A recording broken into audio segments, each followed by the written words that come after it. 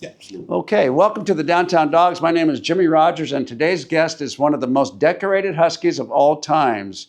He was literally the first running back to ever win the Doak Award, which is awarded to the best running back in the country. Yeah. He was the first Husky to rush for over 1,000 yards twice. He was the captain, the MVP, and the most inspirational player all in the same year. Now, that's most impressive to me because your teammates vote on it. Yeah. And there's no greater honor than your teammates see what goes on the field, off the field, in the locker room.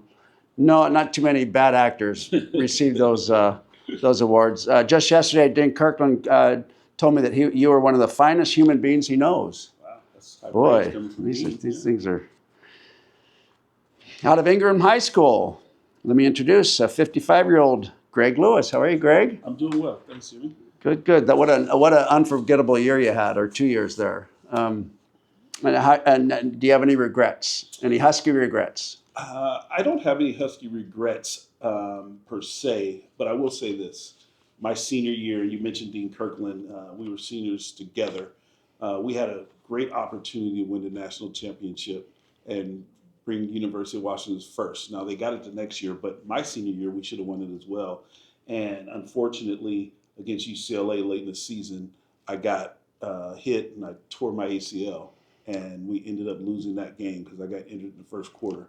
Let me interrupt you real quick, Yeah. because that's one of the biggest heartbreak games in Seattle sports history. Yeah, not just Seattle Huskies, not just the Washington Huskies, but the entire city. Well, for me personally, it was triple jeopardy because not only did we lose the national championship, we lost that game, but that was probably the beginning of the end of my football career because I tore my ACL the first quarter of that day.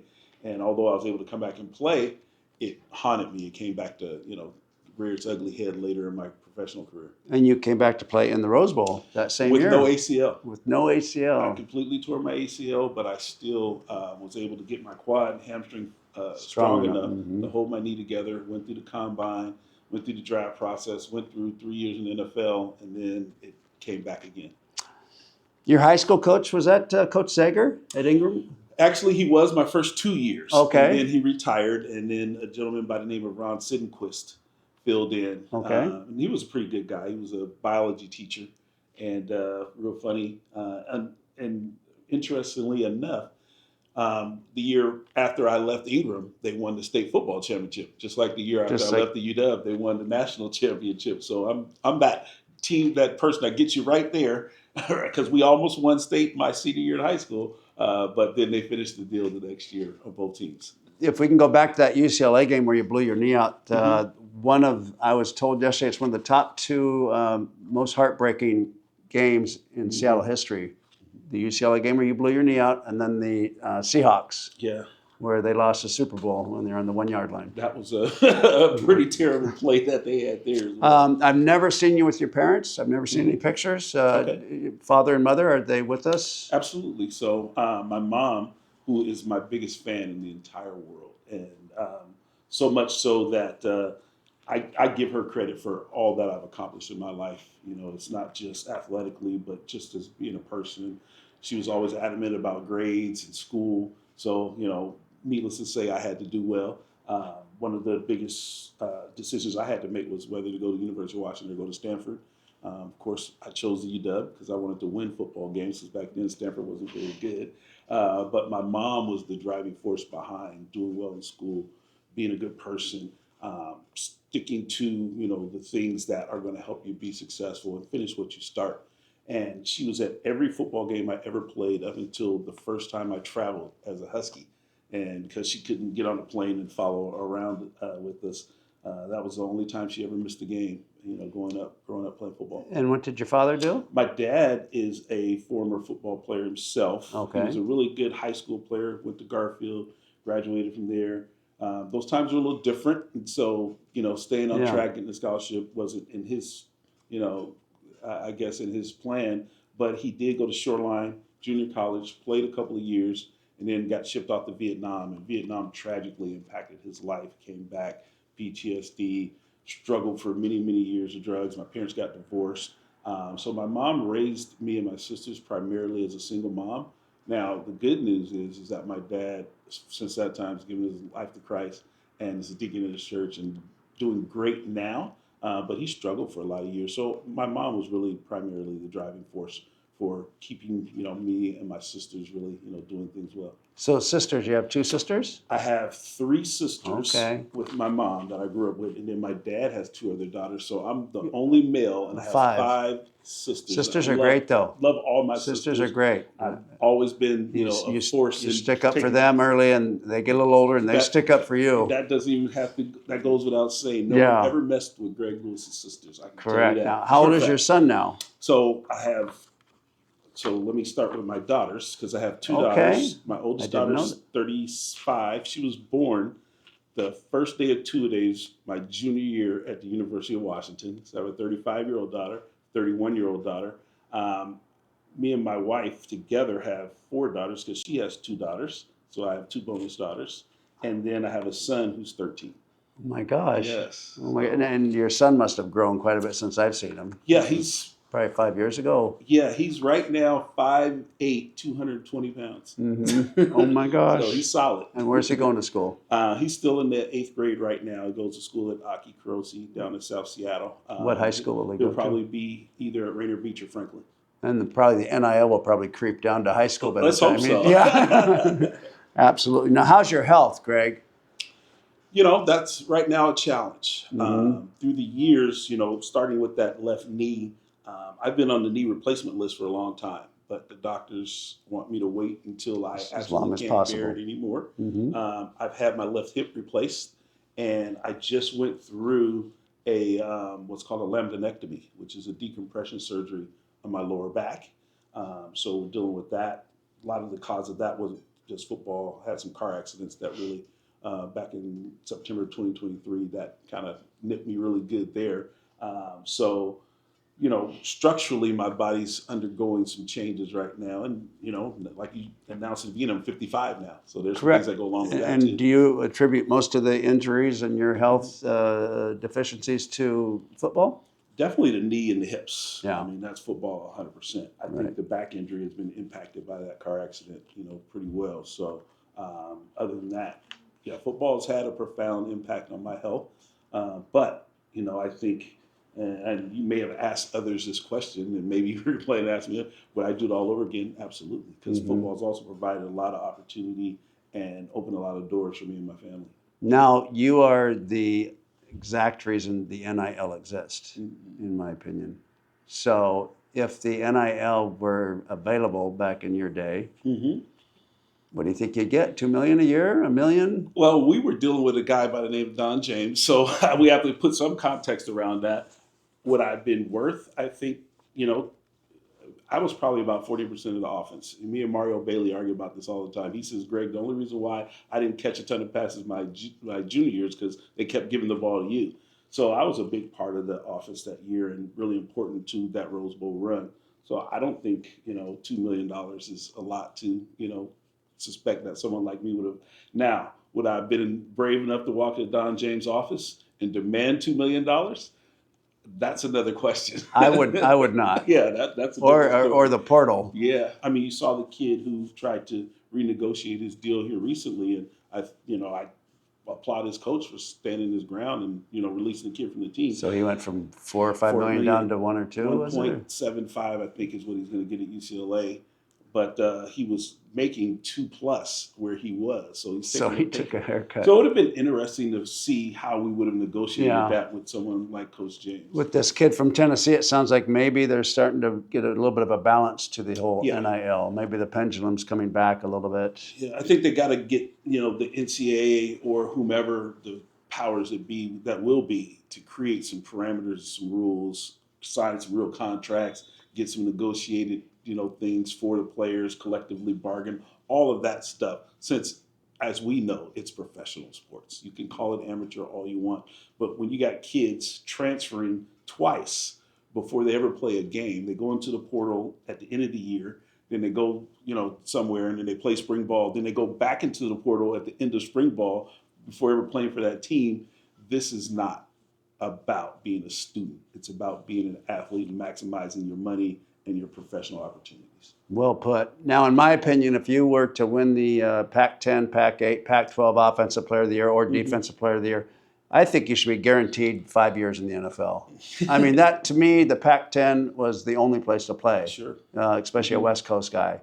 So when I see a guy like yourself, or Dave Hoffman's a perfect example. Right. So here he gets Defensive Player of the Year, but he's on crutches Monday through Friday. Yeah. And he left it all on Montlake. That's exactly And I right. really applaud you guys, and all the more praise to you for doing what you did for the Huskies, because I sure loved watching you play. I had a lot of good times watching you guys. Well, let me say this, Jimmy. I had a lot of fun watching you guys play, and the reason I became a Husky is because I watched you guys play Husky football. And as a kid growing up in Seattle, I'm a hometown kid.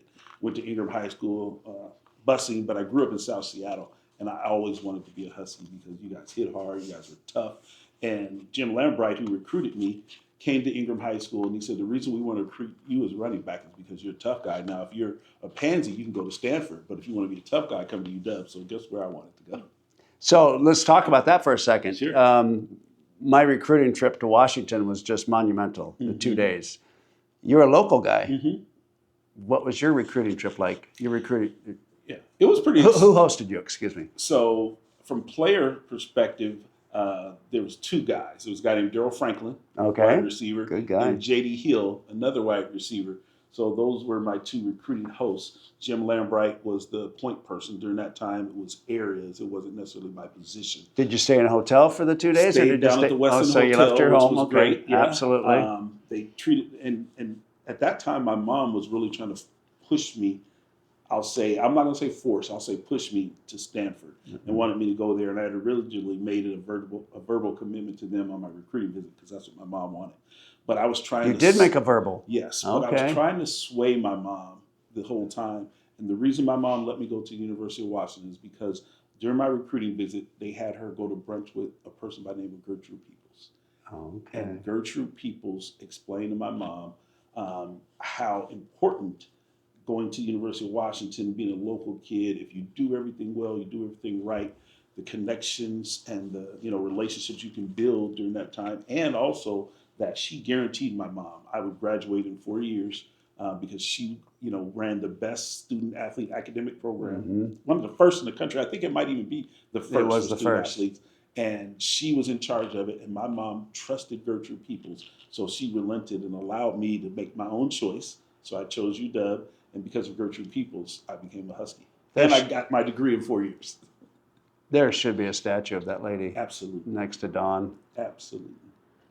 What was your favorite play that involved you?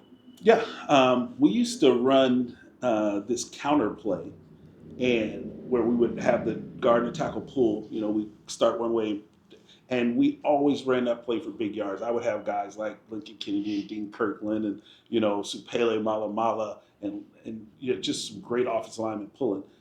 But there was one instance where that wasn't a great play, and that was my junior year when we played USC because Junior Seau was too fast. We had to throw the counter You had to get out rid of of the it. game because he chased that thing down from behind. Who was your like offensive nothing coordinator that year? During my last 2 years, when I was actually a starter, Keith Gilbertson was the offensive line coach. A lot of people think he was offensive coordinator, but Gary Pinkel was actually the offensive he was coordinator. still there. But him and Keith Gilbertson really worked synergetically to create and run that offense. So when Keith came in, did you see a big difference? Did it really it opened up tremendously? I'd watch it as a defensive back, and I'd watch the tight end go into a pass block and then drag across for a screen. Yeah. There's no way you cover that guy. So those two men, Gary Pinkel and Keith Gilbertson, are responsible for my career really taking off. I came in with a lot of promises of freshman, and I ended up starting a game, fumbled the first play, so that shielded me from starting for a little while. But when Keith Gilbertson came and changed it to a one-back spread offense, running downhill instead of running sideways out of the two-back, out of three, it unleashed my skill set. So for that, I really appreciate what Keith Gilbertson did for our offense and opening it up. But Gary Pinkel also challenged me. I think going into spring ball, going into my junior year, first day of spring, we had finished up a sweat workout and we were walking towards the crew house. And Gary Pinkel walked past us, me and Don Jones and maybe Charles Mincy, two of my good buddies. And he turned around and looked at me.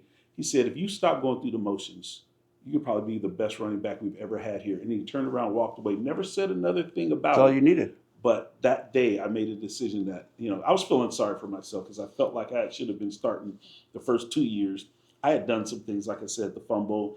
Then I got in a car accident right before the start of my sophomore year that delayed me getting onto the field that year. That kind of stunted my Sure. career from starting off. Mhm. Starting in those first 2 years. So I was feeling a little sorry for myself going into junior year. But that snapped me out of it, and the rest, as they say, is history. Powerful words. Yeah, absolutely. Going back a little bit, who did you host? hmm I was not the closer because most of the guys I hosted never signed with the UW. I remember a running back by the name of Sean Wills who ended up signing with UCLA. Greg Zomald, another running back who ended up signing with Cal Berkeley. Man, So all running back 30 backs? years. Yeah, most of the time I hosted running backs, and I can't remember. I Did was you at Jay land? Berry's. Did you land anybody? I can't remember Not landing one? anybody. You and John Elway. Elway went 0 for the world. Yeah, I don't think know why. I think I went pretty old too. And some of it though, when I was in college, I wasn't a party guy. I wasn't going out and that kind of stuff. Me, Don Jones, and Charles Mincy, we were really involved Mhm. in the church, and we actually led a Bible study on campus through a church called Rejoice in Jesus Ministries. So I don't know that hanging out with me for a weekend was going to really excite you to have that college experience. So maybe that was why. That's an interesting point. Yeah. That's an interesting point. You reminded me of Kurt Warner. Okay. And vice versa. Mhm. What do other fans tell you? What running back did they remind you of? Back in that era, I think that is certainly a comparison that I heard before, and I think it's because the thing that I appreciate about Kurt and that I think I also did well is we had great feet in the hole. Mhm. When you're inside the hole and there's guys left and the right of you, you got to be able to put your feet down quickly, make cuts, get up the field, not dilly dally, waste a lot of time. And I think he did that well, and I think I did that well. And I think that allowed me to turn a 2-yard run into an 8-yard run or a 9-yard run. So I had a lot of those types of runs. So I think that's a really good comparison. Growing up, my favorite running back was Walter Payton. And I'm not going to say I am Walter Payton by any stretch, but just the toughness that he ran with, the determination that he ran with, the decision, to get upfield and not play around. That was how I modeled my game growing up and wanted to be like. His workout routines. So, remember we'd read about those? Yeah, you want me to tell you a quick? Can I tell you a quick story Please, about I that? think I know where you're going. So I met Walter Payton at the Doak Walker banquet, and he actually knew who I was. He said, "Hey, I think you're a really good running back. I've watched you." And he said, "If you want to be great, though, great players are made during the offseason. You're good now, but great players are made during the offseason." He said, "If you are interested, I will send you my offseason workout program, and you can take the pieces and whatever you want to do with it, and I guarantee it'll make you great." And of course, this is my childhood hero. So I give him my address, and to my surprise, he actually sends it to me. So I get it, I open it up, and I close it. I go, I guess I just want to be good. Absolutely. Because I wasn't doing all that. Well, was part of it the running uphill in Running the up sand? hills, there was The way boot- more with the boots on? The boots on. Yeah. There was way more to it than that, but I guess I wasn't up for it. So I just settled for being good. What was your most memorable game? My most memorable game is one that I think Husky fans talk about quite a bit. 1990, the Nothing But Purple game. All I saw was purple at the University of Washington against USC. They came in ranked 5th in the country. We were maybe 20-something. No one expected us to be that good that year. We won the Pac-12 or Pac-10. What year was at that again, time. Greg? 1990. Yeah. We won the Pac-10 at that time. But it started with that third game of the year against USC. We were 2-0, two marginal wins against marginal teams. But we were really amped up for that game. It was sunny outside. It was a beautiful. great day. And not only, everybody, focuses on all I saw was purple because the defense played outstanding that day. But that day I had 160 plus yards rushing. I had over 60 something odd yards receiving. Was Pac-10 Offensive Player of the Week and went for well over 200 yards with the total offense. What a tremendous game. I'll never forget that game. Most memorable play? So this is one that's fun. We played Purdue my junior year in 1989, and it was my first game really starting. Okay. I'm the guy now. And somewhere early in that game, I broke a play up the middle. It was just a regular power play.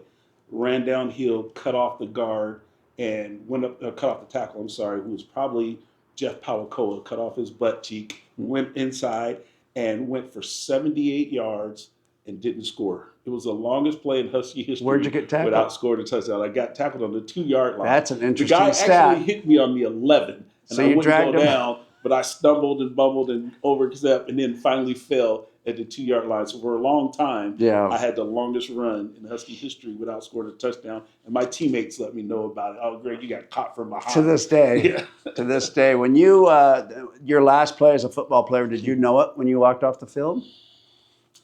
My last play was by end of my second year with the Denver Broncos, and I did not know it was my last play because I actually injured my knee during minicamp going into my third year, and I tore that ACL again. The same. Yeah, I got back healthy and went out again and tried to play, and then I tore it again.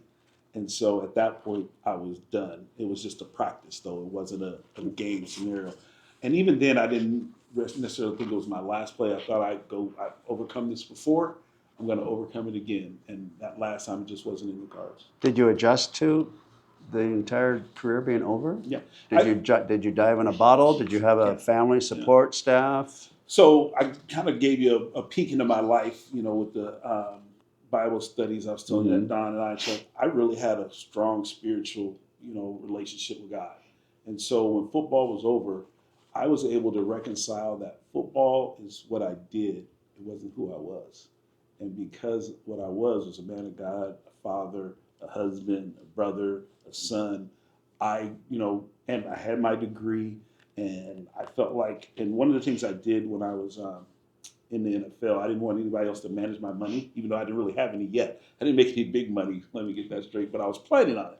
So during the summer, I went and did an internship with Shearson Lehman Brothers at the time. I got my Series 6, 63, and 7 investment license. You got the 7? Yes. How many times did you take it? Took it one time. I took it 3 times. Wow. 69, and then I got 99. Yeah. So I started doing Okay. that for briefly, but that really wasn't what I ultimately wanted to do. Okay. But I really felt like I had professional opportunities, and I had a great family, and I had a great church and relationship with God. So the transition, there were definitely times, where I felt sorry for myself and why me, and how come I didn't get to do, the 20 years would be the big time star. Super Bowl. But for the most part, I was able to transition, and life has just gone on. And I had 2 kids at the time to take care of. Well, that's the so I other. didn't have time to That's the other waste. side of the coin. Some guys don't have a choice. Yeah, You got to get busy. got to get busy. Yeah. How often do you pray? How many times a day do I pray? Sure, 'Cause absolutely. I try to spend some time in the morning praying. Mm-hmm. Anytime I get in the car, I say a quick one, just so I get to my destination safely. And then I try to end the night with some sort of meditation or prayer. So usually 2 major times a day, I try to pray. Which is more violent, Tuesdays, Wednesdays, or Saturdays? For us, it was Tuesdays, because not only did you have 9 on 7, which is the most violent drill, you had 11 on 11, but then at the end of practice, after you did all that, you had 106s, which was, the conditioning we had to do. So, you have to do all that hitting. For us, we used to always say, especially my junior, senior year, Saturdays are easy. Practices are so hard, and our defense that we went up against. I mean, you were on a great Husky defense. We had a great Husky defense that was, comparable to you guys. I'm not going to say it was there, but it was comparable. And going against those guys is tough, especially that 9 on 7 drill when they know you're going to run the ball and they know you got to run it up the middle and know down where the you're hill, going, and everybody's going hard. And we really wanted to prepare each other to play. We had more fights in 9 on 7 than we did at any games on Saturday. Yes, we so did. Tuesdays was the toughest day for me. I agree with you. Your fastest 40 time? Fastest 40 time I ran was a 4:46, but that was on a track. Okay. And who had the clock? It was one of the football coaches, I think. Okay, UW coach. You remember we used to do Not mat an drills? NFL. No. Yes, I remember mat We drills. used to do mat drills. So part of them, at the end of mat drills, they would time us in the 40 and give us our spring, because they start you at the beginning of the spring and they take you through all this conditioning, all that, and then they time you at the end so you can see your growth and your progress. At the combine, I ran a 4.5, 7, something like that. I didn't think you had that much straight ahead. I know you were a slasher. Yeah, you had my straight ahead incredible. speed wasn't incredible. Your vision was but incredible. For me, I felt like I could trust my eyes and my vision, so I would come downhill going full speed, right? I wasn't kind of trying to set it up. I trusted my eyes enough to know that when I got the ball, even though I'm going downhill full speed, my eyes would see a hole anywhere and I could immediately get there. So that was my superpower, was Yeah. my vision and my instincts. Who was the best athlete that you'd ever seen at the University of Washington? During my time or at any time? Anytime. Nate Robinson. Yeah. Nate Robinson. When I actually was assistant to the athletic director at the UW for 7 years. And so when Nate and that crew were there, I was working in the athletic department and got to go to all the basketball games. And I mean, what a phenomenal athlete. That guy is just, I mean, his ability to run and jump and do all the things he can, he's a phenomenal athlete. Best offensive lineman? That was tough because I played with so many good ones. I mean, it's got to be Lincoln Kennedy, Supele Malamala. Yeah, one of those two. Dean. But Dean Kirkland and Jeff Powakoa and tough. Ed Cunningham, all five of those guys are Yeah. probably the best offensive linemen I've ever seen. Who would you like to see on the Downtown Dogs? Mario Bailey. Okay. Yeah. Anybody else? Well, I just say Mario because he likes to tease me a lot, and I love to hear what he says. But for me, I'd love to have him on. yeah, Don't get me yeah, wrong. there's some guys I have great relationships with, but you mentioned Dean Kirkland a couple of times. There's a guy that I've had an opportunity to bond with and become great friends with and get to know his character, just his work ethic. There's nobody that I've met in my life And what a story. that has a better work ethic than Dean Kirkland. And coming from where he came from to being a great football player and then having a setback and then becoming a great businessman and then raising a great family. I've gotten to know his kids.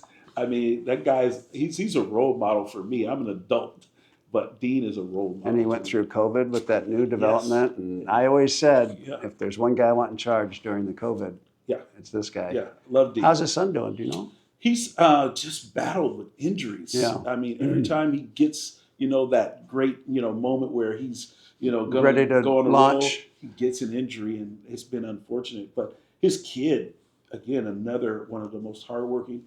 I'll tell you a story. Dean and I were having a conversation when his son was still in high school, and he was like, "Greg, the Huskies aren't really recruiting my son, and all that we've given, I think they should." I remember it. They should give him a look. And I was like, "You're right." So I called at that time Keith Bonaparte, the running back coach at the UW. I think Mora offered him at UCLA and before Washington did. Exactly. I called Keith because Keith was kind of the staff person, coach that was in charge of recruiting. I said, "You got to look at this kid. He's a Husky legend's son. He's a great player, and he's huge. He's done, and he's still can't growing, coach that. right?" And he's like, "All right, send me some film." I sent him some film. 24 hours later, after I sent him the film, he's like, "Greg, we got to get in touch with this kid." Yeah. So we put him in touch, and the rest, as they say, is history there as well. What accomplishment are you most proud of? I think just that my kids are all adults and doing well. I think being a father, I became a father at 20 years old, so I was still a kid Very myself, young, yeah. and I didn't have a father in my life for the most of my life. Right? He was in and out here and there, so I didn't have a great example. So to be able to get through that and figure it out, and then my kids are doing well, to me, my greatest accomplishment is just that, raising some good, healthy kids. If we go to your playlist, what's your top song? What's your go-to right now? My go-to song right now, probably it's a song. It's a gospel song called "More Than a Conqueror." More than what? More than a conqueror. More than a conqueror. Okay. Do you have any lifelong regrets at this age? I mean, I wouldn't call it lifelong regret, but I will say the fact that I was this close to a national championship. I was this close to a state championship. And then my rookie year with the Broncos, we lost in the AFC championship to the Buffalo Bills, who went 4 in a row. I mean, I was that close to having 3 almost real big, beautiful rings. So that's the only regret. But there's something there's something to that fight that you didn't get there that shapes your character. I think so. I think you learn how to deal with adversity. You learn how to deal with disappointment and how to come back from it. Maybe I'm sorry to interrupt you, but maybe more than the guy that won the Super Bowl or won the state championship. Yeah, maybe. Maybe. What's your favorite word? My favorite word is probably father. I love that word. What's your least favorite word? Can't. Don't believe in it. What turns you on? A challenge. What turns you off? Apathy. What sound or noise do you love? The sound of rain. Same. Yes. The first time I've heard that answer. I love that. What noise or sound do you hate? You know, the screech is just a screeching sound. You know, Mhm. anything that's like a rake dragging on the ground or chalk on the chalkboard or something like that. What other profession other than your own would you like to attempt? You know, I think growing up, I always thought I was going to be an NBA player. And then I stopped growing about the sixth grade. So I'd love to be in the NBA. That would be fun. What profession would you not want to do? What would I not want to do? I don't think I ever had any desire to be in politics. And I've been asked many times, Interesting. Greg, you know, you would be a great person to go into politics. I have no desire to go Toxic. into politics.